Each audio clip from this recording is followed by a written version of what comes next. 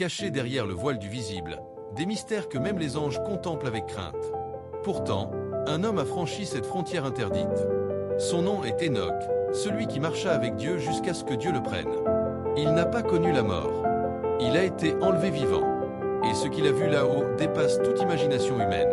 Tout commença lorsqu'une lumière éclatante descendit du ciel et enveloppa Enoch. Des voix puissantes résonnaient dans l'air, semblables à des tonnerres mêlés à des chants. Deux anges, vêtus de feu et de lumière, s'approchèrent de lui et dirent « Homme de Dieu, le Très-Haut t'a choisi pour contempler ses demeures. Viens et vois ce que nul mortel n'a jamais vu. » En un instant, son corps fut léger comme le vent. Il sentit la terre s'éloigner sous ses pieds, et tout autour de lui, l'univers s'ouvrait comme un livre vivant. Devant ses yeux s'étendaient les cieux, couche après couche, chacun plus éclatant, plus profond, plus terrifiant que le précédent. Le premier lieu qu'il vit ressemblait à un immense dôme de cristal qui recouvrait la terre. Là se mouvaient les esprits qui dirigent les vents, la pluie, la rosée et la neige. Il obéissait à des ordres précis donnés par Dieu. Mais dans les profondeurs de cette même région, Enoch vit des esprits sombres, d'anciens anges déchus, enchaînés dans les nuages épais. Il pleurait et rugissait de désespoir. C'est alors qu'il comprit que chaque élément visible, le vent, la pluie, la tempête, cache un monde invisible, organisé selon la loi du Très-Haut. Les anges le transportèrent plus haut, vers un lieu d'ombre et de murmures. Il y vit des myriades d'êtres terribles, couverts de chaînes, leurs visages déformés par la souffrance. Une voix lui dit « Ce sont les anges qui ont désobéi. Ils ont quitté la lumière pour suivre le prince de l'orgueil. Maintenant, ils attendent le jour du jugement. » Leurs cris résonnaient comme des grondements de tonnerre. Enoch sentit la peur le traverser, mais la main de l'ange le rassura. « N'aie pas peur, car tu es ici par la volonté de celui qui t'a créé. » Alors la lumière changea. Tout devint paisible et parfumé. Il vit un jardin d'une beauté inhumaine, où les arbres portaient des fruits d'or et d'argent. Des rivières de cristal coulaient au milieu des prairies lumineuses. C'était le jardin de Dieu, le lieu de repos des âmes justes. Les chants des saints montaient comme une douce mélodie, et Enoch sentit une paix qu'aucun mot humain ne peut décrire. Mais à l'extrémité du jardin, il aperçut un gouffre noir, sans fond. De là montaient des gémissements et des flammes. L'ange lui expliqua. D'un côté repose la paix éternelle, de l'autre brûle le feu de la justice, car la sainteté et le jugement cohabitent dans le plan du Très-Haut. Puis, Enoch leva les yeux et vit un océan de feu et d'étoiles. Des créatures lumineuses régnaient sur les astres, surveillant leurs mouvements avec précision. Chaque étoile chantait le nom que Dieu lui avait donné. Mais certaines avaient quitté leur place, tombées dans le vide. Ainsi en est-il des âmes rebelles, dit l'ange. Quand elles abandonnent leur voie, elles deviennent ténèbres. Plus haut encore, Enoch vit un royaume d'anges vêtus d'armures de lumière. Ils tenaient des épées flamboyantes et chantaient « Saint, Saint, Saint est le Seigneur des armées ». Leur chef était Michel, le grand prince des batailles célestes. Leur visage était grave, leur regard brûlait d'une pureté absolue. Ils se préparaient à la guerre finale contre les puissances du mal. Enoch comprit que le ciel lui-même est une armée prête à défendre la justice divine. Les anges le conduisirent ensuite dans un lieu où d'innombrables êtres de lumière étaient assis autour de tables d'or. Devant eux, des livres ouverts scintillaient. « Voici les scribes célestes, dit son guide. Ils écrivent les actes de chaque homme, chaque pensée, chaque parole, chaque secret.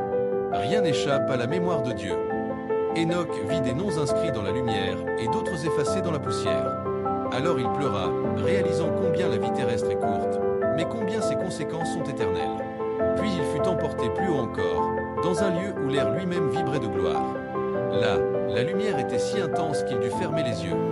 Il entendit un chant infini, des voix unies disant sans cesse « Gloire, gloire, gloire à celui qui règne à jamais ».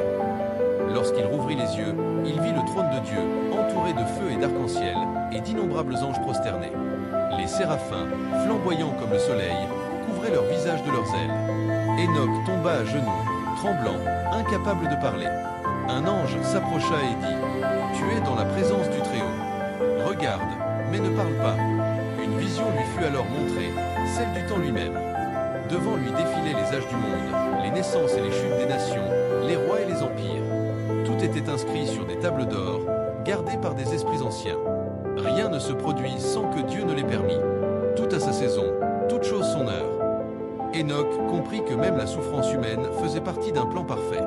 Puis, il entra dans un lieu de feu purificateur. Les âmes y passaient avant de rejoindre la gloire éternelle. Ce feu ne détruisait pas, il transformait. C'était la flamme de la sainteté. Nul ne peut voir Dieu sans être purifié, lui dit l'ange.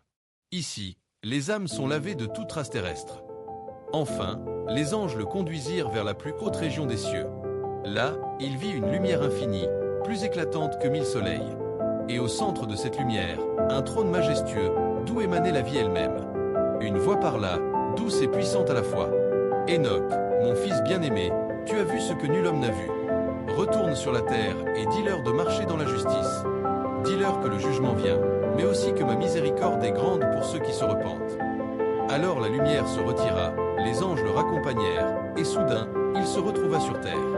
Tout était calme, mais son cœur brûlait d'un feu nouveau.